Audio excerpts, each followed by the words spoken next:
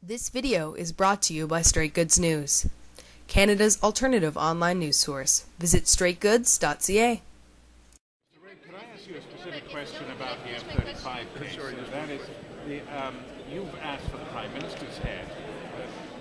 I believe that the Liberals are also after several ministerial heads. Yeah. If you go back to the transcript of the July 2010 decision to purchase the F-35, Mr. McKay, Ron Ambrose, Tony Clement were all there. They refused to give a number for operating costs. They wouldn't give us a number. Do you believe that was because they were hiding it, or do you think that it's plausible that they didn't know it, given that there was a June 2010 estimate? I believe that they must have been aware of the June 2010 estimate. And I think that the fact is that it's not just the See, you can't pretend as if it's the government of Canada has a monopoly on all the facts in this situation. We have the reports from the Congressional Budget Office. We have the reports from all European capitals, parliaments, defense departments, everybody looking at these numbers as they keep shifting. That's why the day before that press conference, the Liberal Party called for a competitive tender. And we said there has to be a competitive tender. You can't put all your eggs in one basket at this point. Way, way premature to do that.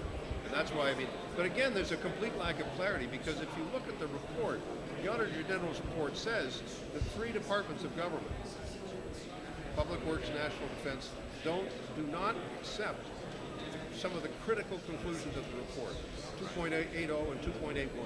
If you look at those, what's in 2.80, that all has to do with underestimating numbers, not giving factual information. All of that stuff is in there. And just now, Mr. Ben Lone says, no, we accept the recommendations and conclusions of the Auditor General's report. So even now, they're shifting ground, saying they do agree with this. But if they accept the conclusions, somebody has to be held responsible. You can't say, we accept the conclusions. The conclusions are, frankly, devastating.